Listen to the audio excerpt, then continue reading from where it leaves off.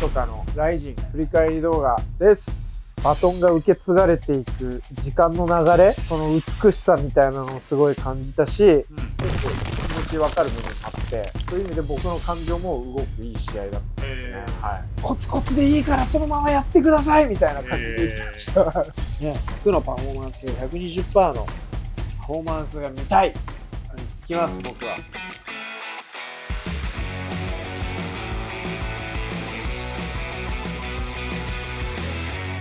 Welcome to リンヤマンチャンネル。今日は試合前なんで練習終わってストレッチしながら大晦日のライジン振り返り動画です。お願いします。お願いします。リーさんどうでしたライジン？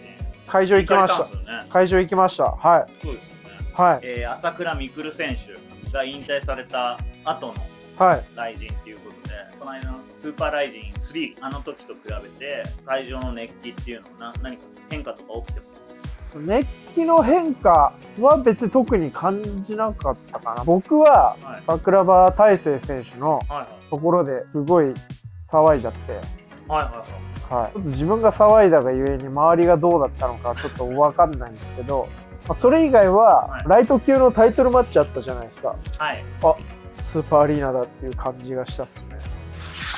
早速なんですけども、桜庭和志選手のドストクさんの大成さん、対八千さんですね。はい。まず入場で僕はうるうる来ちゃったんです。スーパーアリーナでまたあの入場曲が流れて、マスクつけて出てきた時に小学校に見てた風景とかとまんま被ったんで、なんかつながっていく、バトンが受け継がれていく時間の流れ、その美しさみたいなのをすごい感じたし、当時は小学校で憧れの目で見てたんですけど、また自分もあの時描いてたような活動を今できてて、自分の立場もそうだし、そんな中で2世代目が同じ姿で入場してくるっていうのはなんかね、すげえうるうる来ちゃったんですよね。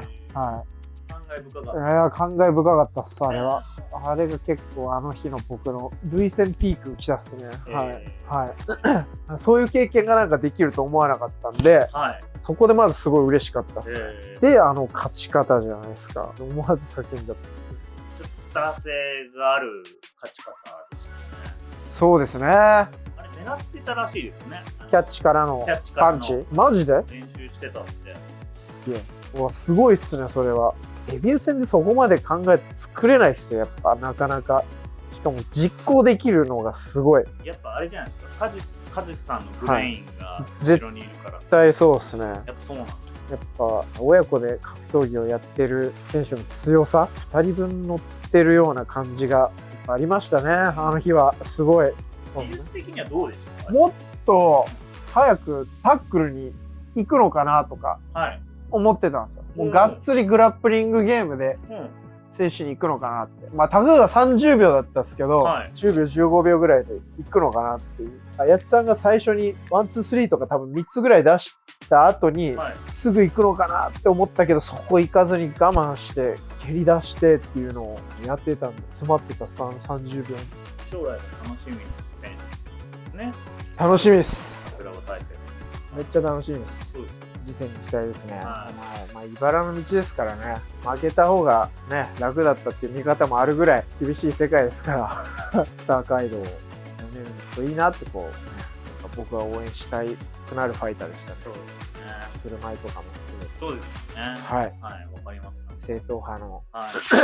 2戦目。じゃあもういっちゃいましょうか。メインと比べたい千尋選手。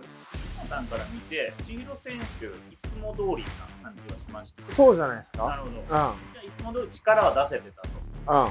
なるほど。と思いますね。奥手を骨折してた分、奥手から前手のキレがすげえ良かった。パフォーマンスはすごい出てたと思いますね。対策してたこともちゃんとやってたと思いますしね。マウントからバックには移行させない動きだったりとか、下になったり、ディフェンスも徹底してできてたし。クレベル選手はどういうふうに見られますか？体つきがちょっと緩いなっていうのがなんかあれって思ったんですけど、相変わらず強えなっていう、テイクダウンできなくても下からスイープするっていうのをやりきったあのスイープもさすがだし、ただいつもより決め急いでるのかなっていう印象がありましたね。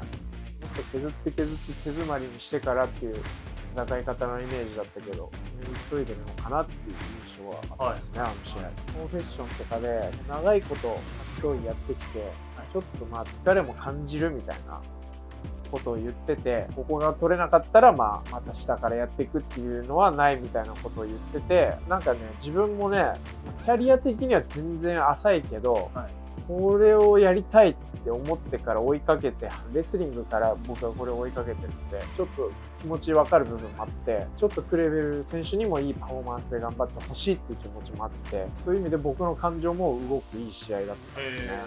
鈴木選手もいいもの出したと思うし、やりきったと思うし、両者出し切った中で、上だった。スタンドもそこそこ付き合ってたけど、やっぱ力抜けてるんで、そんなに大丈夫だよみたいな感じでしたね。この辺はストライカー的には捉えにくいとは思いますね。力が抜けてる分、クリーンヒットがしづらい。しなやかなんで、流せちゃう感じはちょっとありますね。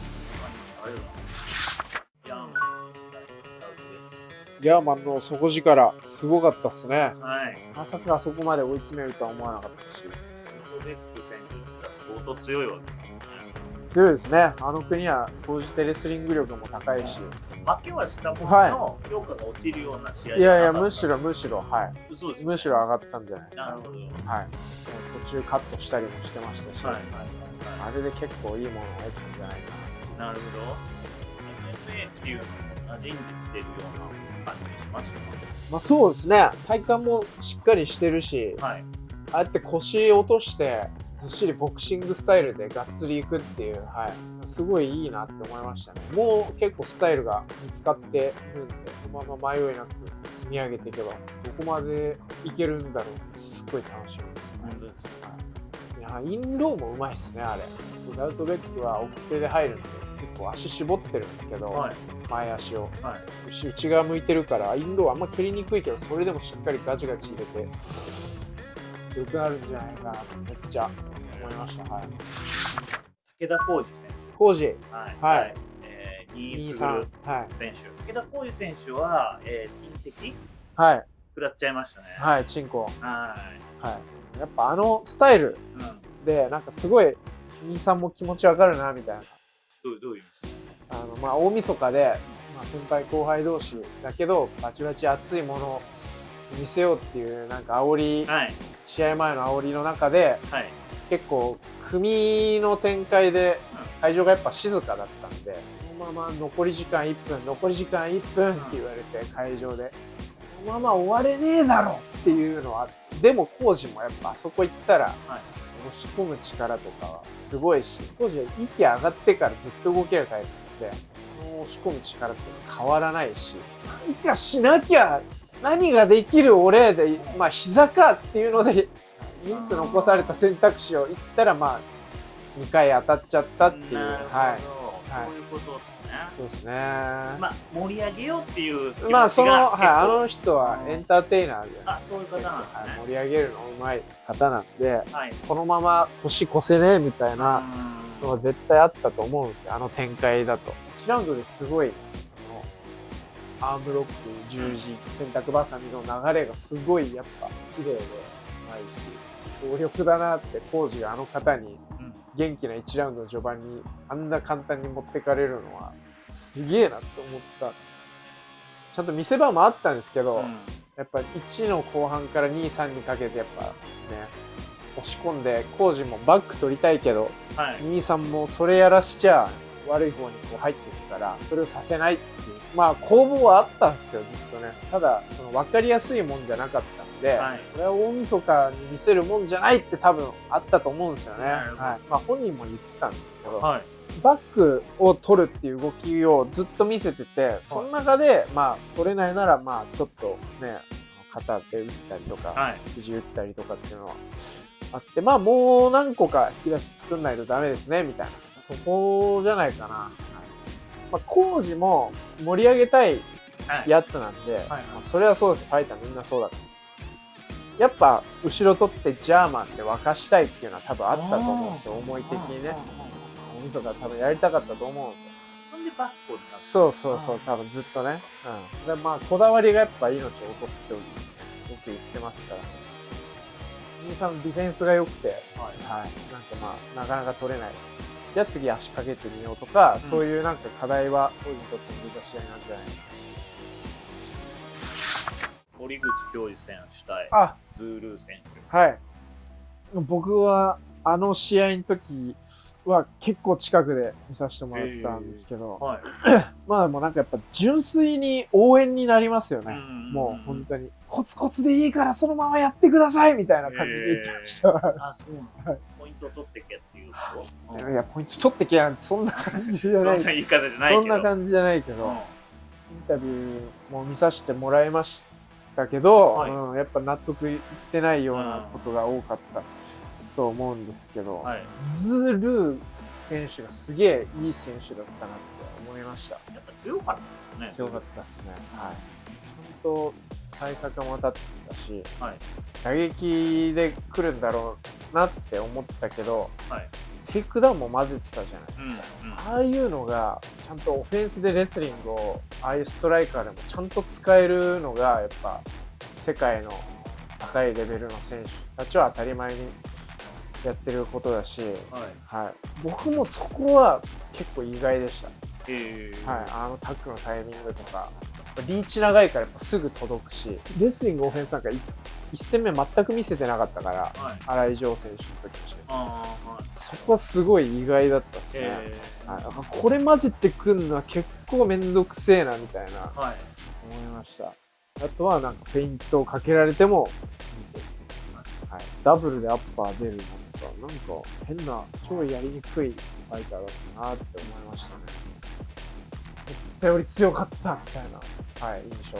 宮さんは試合前に恭司さんバックチョークで決める予想していた試合とはまたちょっと異なるような展開だったんですか？そうっすね。まあ肩固めも決まるかなと思ったけど、ディフェンスもちゃんと徹底してたし、まあバック取ろうにも肩にもはめさせず、寝技のディフェンスも思ってたよりファイターなんだみたいな。恭司さんコツコツみたいな。大晦日なんで、またパフォーマンスをこうしたくなっちゃうのかなとか、それだけは、ね、リスク背負うだけなんで。何度かヒヤッとするシーンがあったり、すごくヒヤッと私しちゃいました。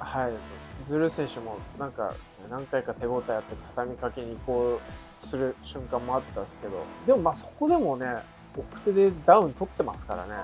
ちょっと聞いてる中でも落ちていったらダウン取ってるのはすごかったですけど、庄司さんはやっぱ僕がアメリカに行ってる時も、当たり前のことをずっと崩さずに積み上げてるやつがやっぱ一番強いって言ってたんで、それを見せてもらえてよかったです。積み上げてきた歴史とそこに乗っかるパワーみたいなのを感じました。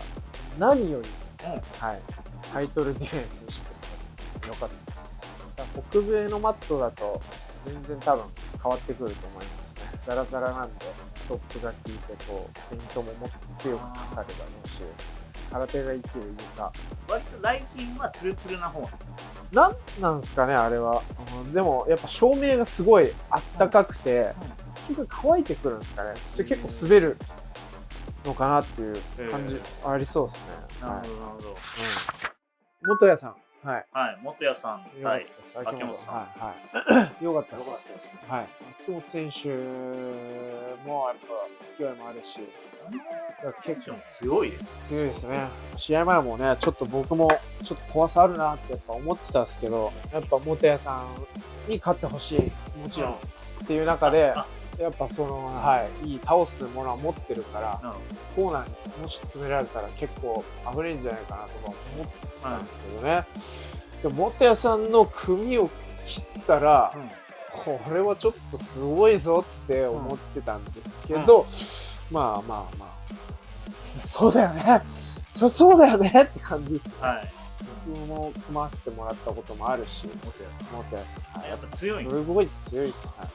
トップゲームのとかね、あるんで、これをこの年でもし切ったら、ちょっとすごいなとかは、そういうことが起こったら思ってたんですけど、でもそこを切るっていう展開にいかない可能性もあるしなとかも、怖さ的に早い段階の対応とかも、やっぱいろいろ考えちゃうぐらい、今の勢いとかもあったので、はい。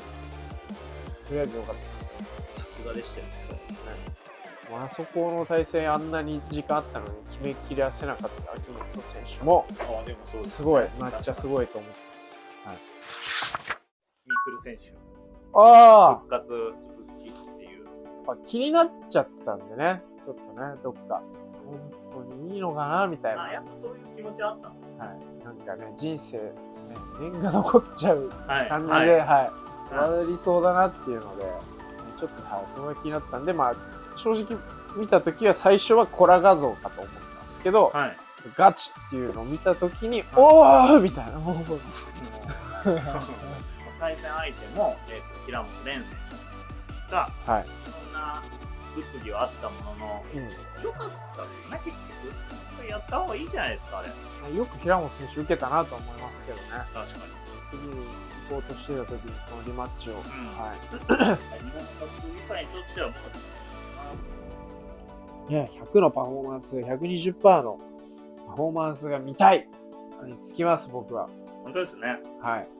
やってほしい。でもね、時代はぐるぐる巡るんで、技術を得るっていう時期を得た上で、またこの気持ちを前面に出すっていうのが、ね、できれば一個次元の高いところに行くわけじゃないですか。螺旋階段じゃないけど。全部が正解だったって、後からしちゃえばいいんですよ。そうですね。はい。確かに。